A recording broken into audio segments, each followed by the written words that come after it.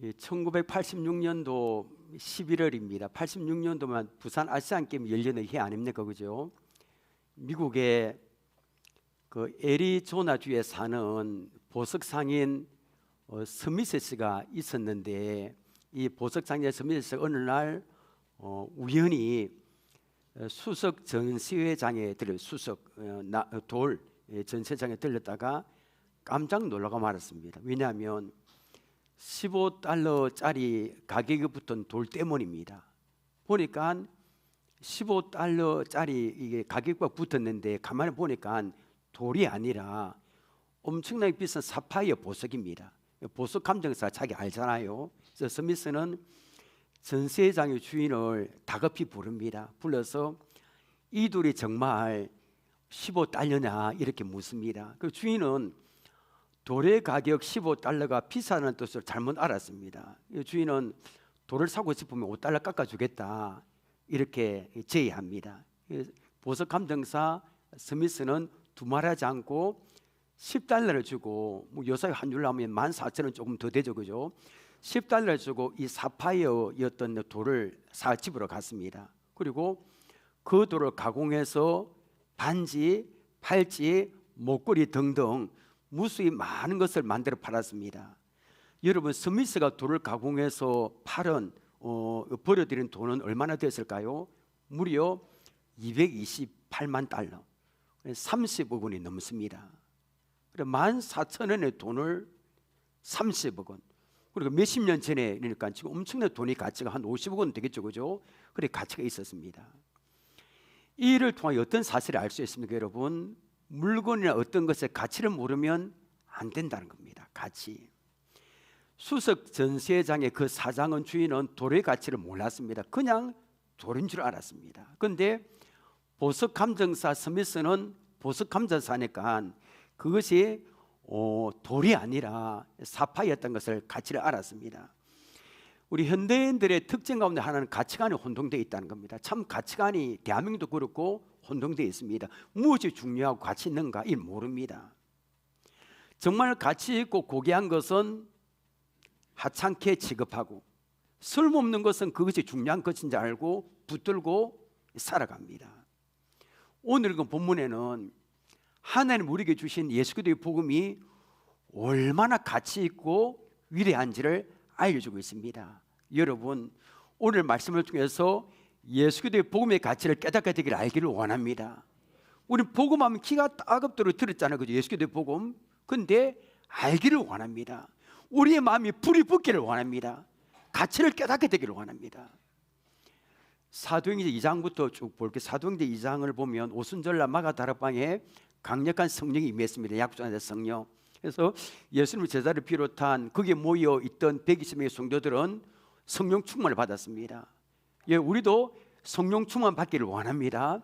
성령 충만 받으면 세상에 감당할 수 없는 사람이 됩니다. 그래서 예수님을 부인하고 저주했던 베드로 기적을 베풀기 시작합니다.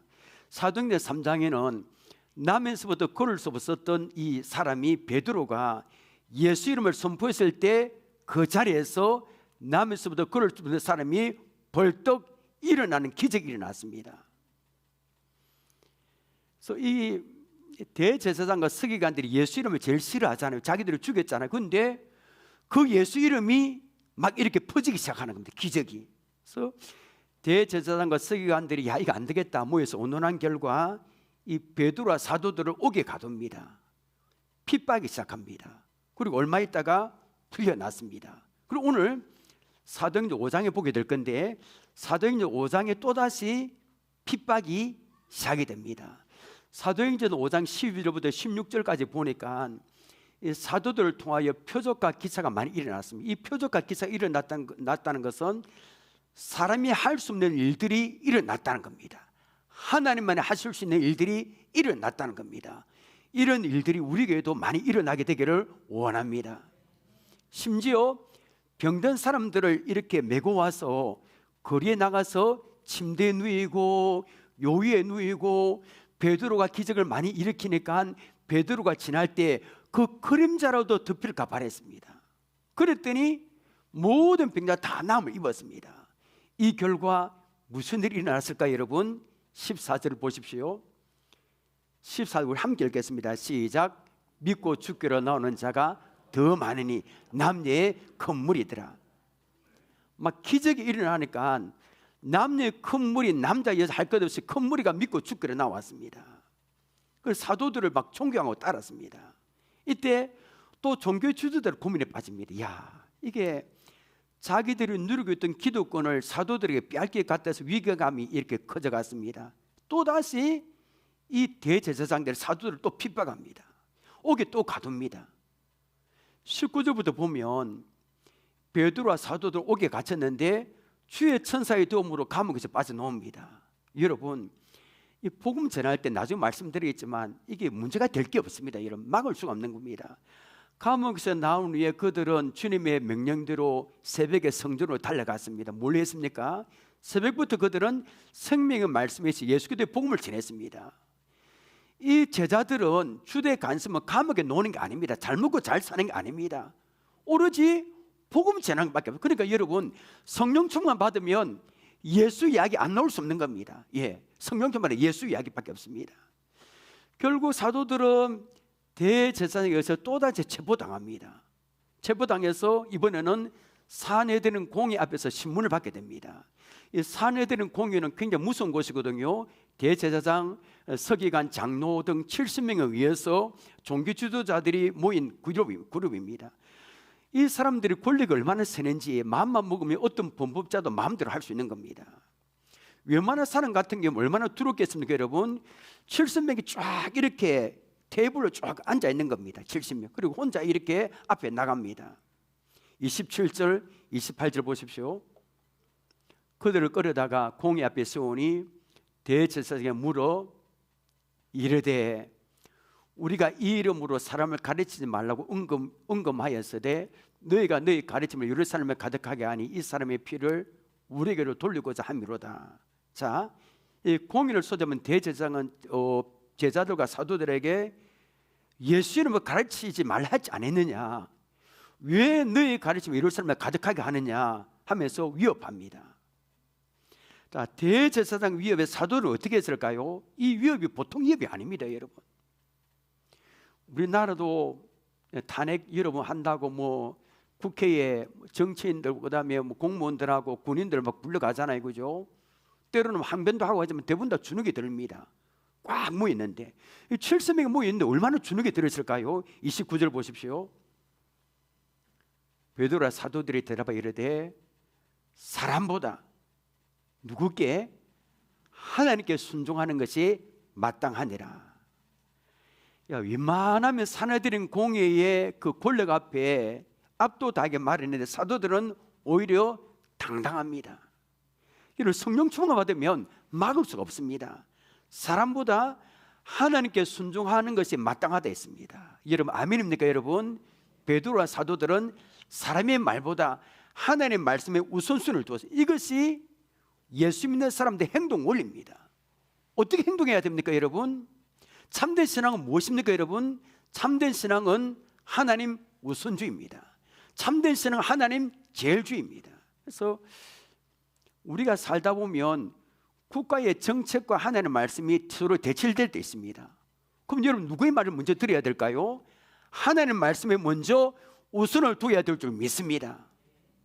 하나님의 말씀이 최고 권위입니다, 여러분.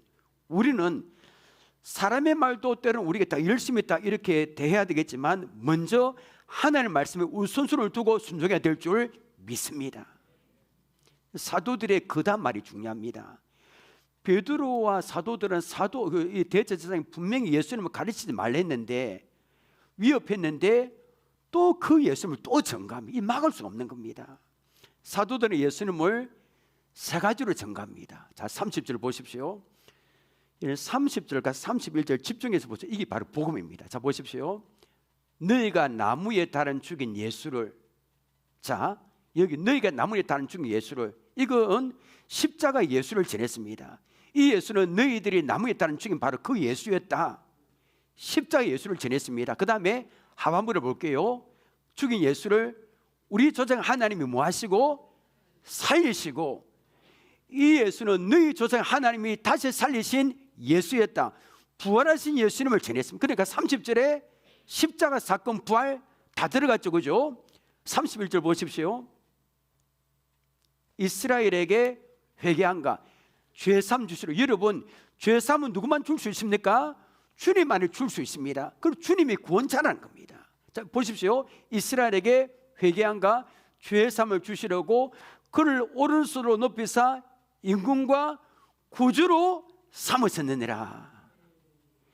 이 예수는 이스라엘 하여금 회개와 죄삼을 얻게 하려고 임금과 구주가 되게 하신 예수였다. 구원자이신 예수 그리스도를 전했습니다. 자, 복음 이거 다 들었습니다. 사도들이 다음에 더 중요한 이야기합니다. 32절입니다. 32절 보십시오. 우리는 이 일에 증인이요 하나님의 자기에 순종하는 사람에게 주신 성령도 그러하니라 하더라. 자, 보면 사도들이 무슨 말했습니까? 우리는 이 일에 증인이라는 겁니다. 누구의 증인? 예수 그리스도의 증인이라는 겁니다. 우리는 보고 들은 것을 말하지 않을 수 없다는 겁니다. 여러분, 이것이 복음인 줄 믿으시길 바랍니다. 이게 바로 복음입니다. 복음이 어렵지 않습니다. 30절 31절에 다 들었습니다. 하나님의 아들이신 예수 그리스도께서 인간의 몸을 입고 이 땅에 오사 우리의 허물과 죄를 대신 짊어 십자가에 죽었었다. 그러나 예수님은 길이요 진리요 생명이신 분이기 때문에 죽음을 이기고 부활하셨다. 이 예수를 믿기만 하면 모든 죄를 사함받고 하나님 자녀가 된다.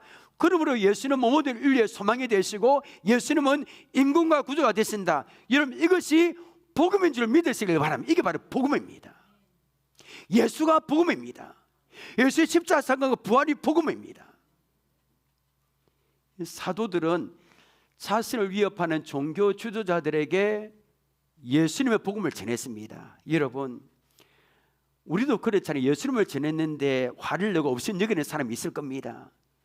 주눅 들지 마시고 사도들이 전한 그 예수 그리스도의 십자가 죽음과 부활 복음을 담대히 증거하시길 바랍니다. 그러면 성령님이 도와주실 것입니다.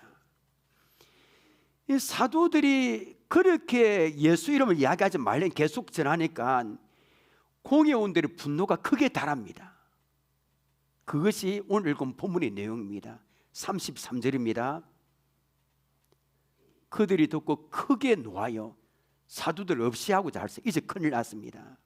종교 지도자들이 하도 말을 안 들으니까 사도들이 사도를 죽이려고 합니다. 근데 여러분, 유대 종교법을 보면 유대인들이 사내들은 공의의 결의를 따르지 않을 경우에 최고로 출교는 명할 수 있어도 사형을 할 수 없습니다. 그런데 공의가 이런 법을 무시하고 사도들을 죽이려 하는 것은 그들의 분노가 크게 달해서 이성을 잃은 모습을 볼 수가 있습니다. 종교 지도자들은 겁도 없이 설치되는 사도들을 죽이려 했습니다. 이 철처절명의 위기의 순간에 한 사람이 등장합니다. 34절 35절 보십시오. 바리새인 가말리엘은 율법교사로 모든 백성에게 존경을 받는 자라. 공회 중에 일어나 명하여 사도들을 장관 밖에 나가게 하고 말하되 이스라엘 사람들아 너희가 이 사람들에 대하여 어떻게 하는지 조심하라. 자, 절체절명의 위기의 순간에 개입한 사람은 바리새인이고 모든 백성이 존경받았던 가말리엘입니다. 이 가말리엘은 누구냐면 유대인들에게 참 존경받았고 우리가 잘 아는 대로 사도 바울의 선생입니다. 당시 이스라엘의 율법에 관하여 유명한 두 개의 학파가 있습니다. 하나는 삼마의 학파고 하나는 힐렐 학파입니다. 그런데 이 가말리엘은 이 힐렐 학파의 최고 대장 수장입니다. 가말리엘이 죽었을 때 온 이스라엘 백성들을 울고 어떻게 말했냐면 율법의 영광이 떠났다고 말했습니다. 그만큼 이 가말리엘은 명성과 영향력이 굉장히 대단했습니다. 이 사람 한마디 말하면 어느 누가 다 듣게 되어 있습니다. 자, 이 사람이 일어나 사도들을 밖에 나가게 합니다. 그리고 공의원들에게 너희가 이 사람들에 대하여 어떻게 하려는지 조심하라고 말합니다. 자, 36절 30절 보십시오.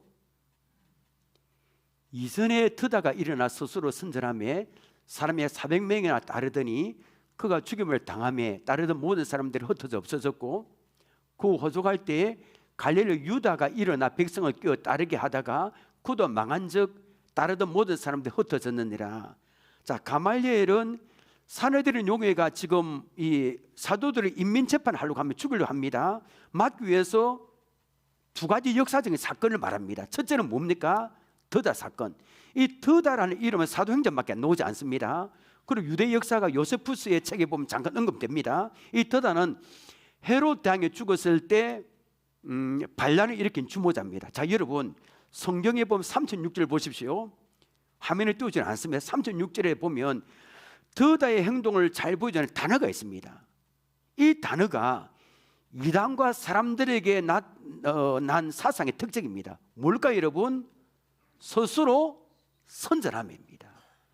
더다는 자기가 메시아라고 스스로 선전하고 사람들을 선동합니다. 그랬더니 400명의 사람들이 더다를 선병하며 따랐습니다. 졸졸 따라갔습니다. 자, 역사책에 보니까 그때 유대 총독 파투수가 기병들을 파견해서 이 반란 더다의 목을 bes습니다. 목을 베니까 어떤 일이 벌어졌습니까?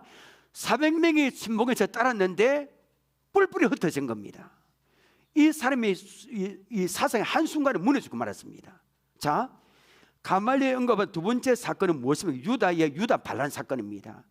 유다 반란 사건은 역사적으로 굉장히 자세히 기록되어 있습니다. 기록됐는데 유다는 로마의 아구스도 황제의 명령에 따라 수리아 총독이 호적저사할 때 반란을 일으켰습니다. 자, 37절 보십시오. 성경에 유다의 행동을 보여주는 단어가 있습니다. 이것도 이단과 사람에게서 나타나는 사상의 특징입니다. 무엇입니까?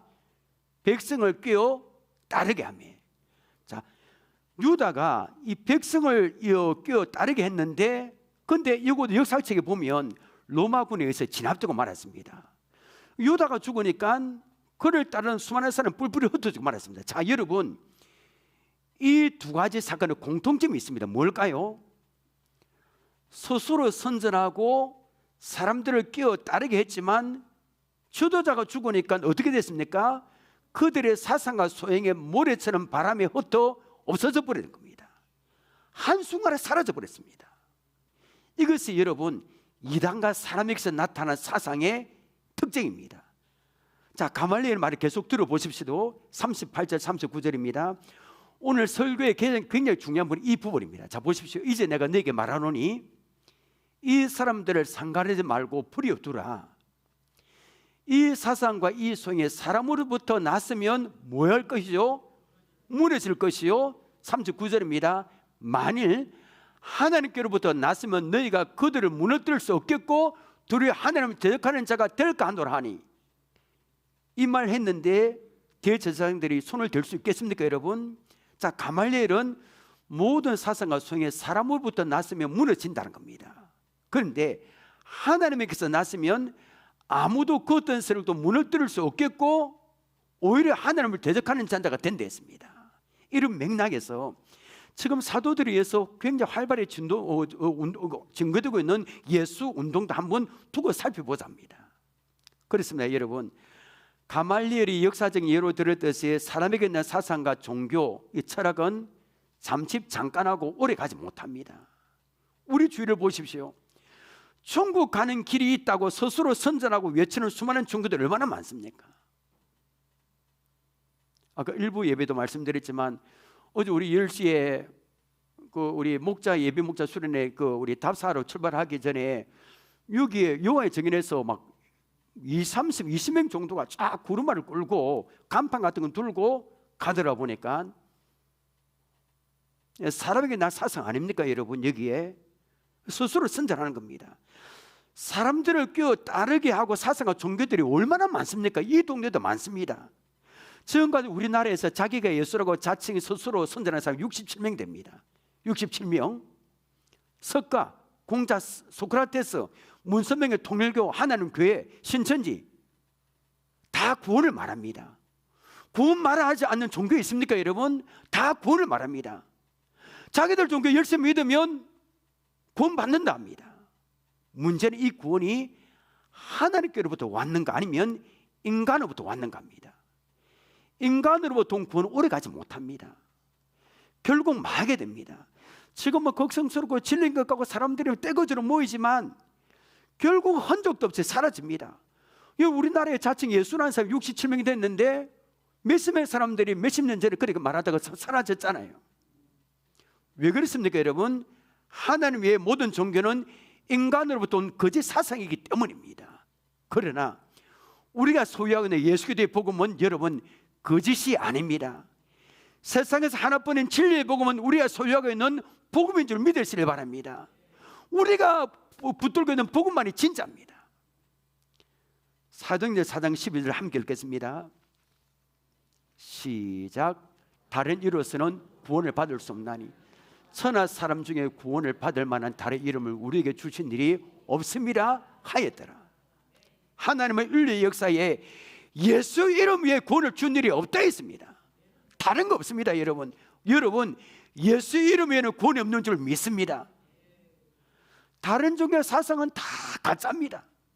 지금은 스스로 떠들어도 가짜입니다. 하나님으로부터 난 예수 그리스도의 복음만이 진짜입니다. 이게 복음의 가치 아닙니까 여러분?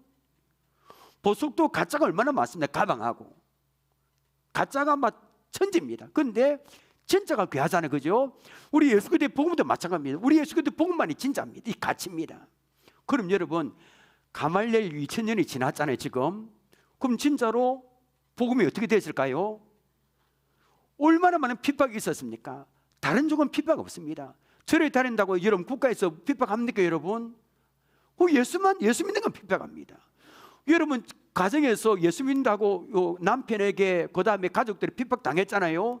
다른 종은 핍박 안 받아요. 예수만 핍박을 받습니다. 왜냐하면 진짜이기 때문에 그렇습니다 여러분. 수많은 박해 위협으로부터 기독교를 없애하려고 했잖아요. 공산주의 일제시대에 그 다음에 IS 로마 제국 교회를 불태우고 기독교인들을 집단으로 IS 전에 주황색 옷을 입고 사형을 당했잖아요. 기독교 없어질 것 같았습니다. 사도행전 8장 3절을 보십시오. 사울의 교회를 잔멸할 새 각 집에 들어가 남녀를 끌어다가 옥에 넘기느라. 자, 잔멸이라는 단어가 중요합니다. 이 스데반이 죽는 것을 옳게 여긴 이 사울은 교회를 잔멸해서, 이 잔멸이 무슨 뜻이냐면 성난 사자가 허흥 하는 성난 사자가 연약한 동물을 사냥해서 갈길각에 찔 때 사용하는 단어가 잔멸입니다. 그러니까 사울이 2000년 전에 예수 믿는 사람들의 몸인 교회를 성난 맹수처럼 갈길각을 찢었다는 겁니다. 이 사람들을 데리고 기독교를 소탕하고 이 씨를 말리기 위해서 집집마다 들어가서 예수 믿는 남녀 끌어다 옥에 넘기고 다메섹까지 공문 받아갔잖아요, 그죠? 씨를 말리려고 작정했습니다. 교회가 끝장나는 것 같습니다. 그런데 여러분 우리 산불을 보면 산불이 많이 났지만 불을 끄려고 불켜나 도리깨질을 하잖아요, 그죠? 도리깨질을 하면 불꽃이 튀어서 더 붙는 것처럼 복음은 박해 받으면 받을수록 더 끈질기게 확장이 되는 겁니다. 왜 그렇습니까? 예수 그리스도의 복음은 사람으로부터 나지 않았기 때문입니다. 하나님께로부터 났기 때문에 이걸 어떻게 할 수가 없는 겁니다. 교회 역사를 돌이켜보십시오. 예수 그리스도의 복음은 기독교는 하나님께로 난 것임을 세상 느끼지 않을 수 없습니다. 우리 느끼잖아요. 복음과 교회를 무너뜨려 한 자가 벌써 무너졌을 뿐 예수 그리스도의 복음의 도는 무뚝 서 있습니다. 프랑스의 무신론 철학자 볼트를 알 겁니다. 이 사람 참 독한 사람입니다. 이 사람 무슨 말 했냐면 하나님 죽었다, 신은 죽었다, 성경은 거짓이다, 이렇게 기독교에 대해서 악담을 뽑았습니다. 10년 후에는 성경 사라질 거다, 50년 뒤에는 교회는 없어질 거다, 이렇게 공공연히 말했습니다. 10년 뒤에 성경이 없어지고 50년 뒤에는 교회가 없어지기는커녕 이 자신의 무신론 책을 출판하던 출판소가 성경을 찍어내는 인쇄소가 되어서 마루에서 천정까지 성경으로 꽉 찬 역사가 일어난 겁니다. 여러분, 하나는 그렇게 역사하셨습니다. 교회는 더 크게 붕된 겁니다. 여러분, 교회를 핍박하고 없애려 했던 사람의 민족은 망했어도 오늘날은 교회는 복음은 더욱더 크게 우뚝 서 있고 확장되는 겁니다. 오늘 설교 제목 함께 읽겠습니다. 시작. 무너뜨릴 수 없는 복음. 여러분, 하나님께로 난 예수 그리스도의 복음은 세상에 절대로 무너뜨릴 수 없는 것임을 믿으시길 바랍니다. 진짜이기 때문입니다. 자, 40절 보십시오. 그들이 옳게 여겨 사도들을 부여들을 채찍질하며 예수 이름으로 말하는 것을 금하고 놓으니, 자, 분노가 극에 달했던 대제사장들이 가말리엘의 논리 정연한 말을 들으니까 할 말이 없는 겁니다. 그래서 풀어주는데 그냥 풀어주지 않고 이 사람 채찍질하면 풀어주면 이 채찍질로 굉장히 아프거든요. 자, 41절 보십시오. 채찍질을 맞고 나가는 사도들의 표정을 보십시오. 사도들은 그 이름을 위하여 능력받는 일에 합당한 자로 여기심을 모하면서 기뻐하면서 공의 앞을 떠나니라. 웬만한 사람 씩씩거리며 내가 왜 이래 할 건데, 아닙니다 여러분. 이 감옥에서 나오면서 채찍을 당했지만 기뻐했습니다. 왜 기뻐했을까요? 감옥에서 나왔기 때문에? 아닙니다. 이 사람은 그 이름을 위하여 예수 이름 때문에 능력받는 일에 합당한 자로 여김을 받았기 때문에 기뻐한 겁니다. 여러분, 여기서 생각할 게 있습니다. 우리는 오늘 이 시간에 예수 그리스도의 복음만이 하나님께 난 진짜인 것을 알았습니다. 하나님으로부터 난 예수 그리스도의 복음의 가치를 깨달은 사람 가만히 있어서는 안 됩니다. 여러분, 우리는 복음하지만 하나님이 이 복음을 우리에게 주시기 위해서 무엇을 희생하셨습니까? 독생자 예수님을 희생하셨습니다. 그만큼 복음이 가치가 있습니다. 세상에 오직 하나뿐인 진짜 복음의 가치를 깨달았는데 어떻게 가만히 있을 수 있는, 하나밖에 없는데 그 복음을 우리가 소유하고 있는데, 복음의 가치를 깨달은 사람이 반드시 해야 될 일이 있습니다. 무엇일까요? 그 답은 42절에 있습니다. 함께 읽겠습니다. 시작. 그들이 날마다 성전에 있든지 집에 있든지 예수는 그리스도라고 가르치기와 전도하기를 그치지 아니하니라. 우리가 소유한 예수의 복음이 하나님께로 나타나는 사실을 아는 사람이 해야 될 일이 무엇입니까 여러분? 자, 보십시오. 우리 함께 읽겠습니다. 시작. 예수 그리스도의 복음을 어떤 상황에서도 날마다 전해야 됩니다. 여러분, 아멘입니까? 이래야 되지 않을까요? 복음의 가치를 깨달았다면 이렇게 해야 하는 겁니다. 사도들을 보십시오. 위협해도 복음 전하고, 감옥에 넣어도 복음 전하고, 무슨 채찍에 맞고 나와서 뭘 합니까? 또 복음을 전합니다. 집에 있든지 성전에 있든지 예수는 그리스도로 가르쳐 전도를 그치지 않은 겁니다. 그 이유가 무엇입니까? 자기들이 소유한 예수 그리스도의 복음이 하나님께로 난 것임을 확신했기 때문입니다. 여러분, 우리도 하나님께로 난 예수 그리스도의 복음의 가치를 깨닫게 되기를 원합니다. 이 보통이 아니잖아요 여러분. 복음의 가치를 알아야 전도할 수 있습니다. 아니, 복음의 가치를 알면 전도하게 되어 있습니다. 가만히 있을 수 없는 겁니다. 하나밖에 없는 거 아닙니까 여러분? 하나님께로부터 나왔기 때문에. 여러분, 예수 그리스도의 복음이 하나님께로부터 왔다는 사실을 알고 전도하는 사람이 주시는 은혜가 있습니다. 무슨 은혜일까요? 하나님이 함께 하시는 은혜입니다. 여러분, 제가 물어볼게요. 우리의 삶에 하나님 함께 하시기를 원합니까? 전도하시면 됩니다. 마태복음 28장 19절 20절을 보십시오. 그러므로 너희는 가서 모든 민족을 제자로 삼아 아버지와 아들과 성령 이름으로 세례를 베풀고 내가 너희에게 분부한 모든 것을 가르쳐 지키게 하라. 자, 이 끊을게요. 볼지어보다 같이 읽습니다. 시작. 볼지어다 내가 세상 끝날까지 너희와 항상 함께 있으리라 하시니라. 이 말씀보다 은혜 되는 말씀이 있습니까 여러분? 예수님이 세상 끝날 우리와 항상 함께 하신다 했었습니다. 얼마나 놀라운 말씀, 은혜입니까? 우리 이 말씀 좋아합니다. 저도 좋아합니다. 달달 외우고 다닙니다. 근데 여러분, 무조건 함께 하시는 거 아닙니다. 오늘 본문의 문맥을 살펴보면 잘 알 수 있습니다. 어떨 때 함께 하십니까? 19절 20절 다시 보겠습니다. 그러므로 너희는 뭐해서? 가서 모든 민족을 제자로 삼아 복음을 전하라는 겁니다. 아버지와 아들과 성령 이름을 세례 베풀고 20절 내가 너희에게 분부한 모든 것을 가르쳐 지키게 하라. 그 다음부터 나옵니다. 그러니까 세상에 가서 하나님께 난 복음을 전하는 사람인 주님은 함께 하십니다. 전도할 사람을 가르치고 양육하고 훈련하는 사람인 주님은 함께 하십니다. 그럼 여러분, 우리가 선교 현장에 갈 때 기적을 많이 선교 편지를 받으면 막 귀신을 떠나고 병련자가 치유받고 하는 편지를 많이 받습니다. 왜 그렇습니까? 전도하기 때문에 그렇습니다. 이 전도하는 현장에 주님의 역사는 그렇게 많이 경험합니다. 오늘 사도행전 오늘 본문을 보십시오. 하나님께로 난 복음을 전하는 현장에 주님은 함께 하셨습니다. 현장에 함께 하셨습니다. 자, 천사를 보내서 감옥에 나오게 하셨습니다. 몇 번 됩니다, 여러분? 아니, 감옥에 어떻게 나옵니까, 여러분? 주님이 함께 하셨기 때문입니다, 여러분. 주님은 가말리엘 같은 사람을 보내셔서 복음을 전하는 사도들을 지켜주셨습니다. 가말리엘 그 말한 게 아닙니다. 하나님 마음을 감동감해서 보내주신 겁니다. 우리에게도 복음 전할 때 가말리엘 같은 사람을 보내주시는 겁니다, 여러분. 시시때때로 그 주님은 복음 전한 자와 함께 하시고 기적을 베풀어 주십니다. 이것이 하나님께로 난 복음을 전하는 사람의 특권이지 않을까, 여러분? 하나님께로 난 복음을 전함으로 주님이 함께 하시는 은혜와 기적을 경험하시기를 원합니다.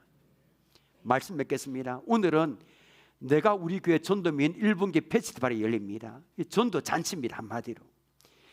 이 세상에 하나님께로 난 것은 오직 예수 그리스도의 복음밖에 없습니다. 다른 거 다 가짜입니다. 사도들은 예수 그리스도의 복음이 하나님께로 난 것임을 알았습니다.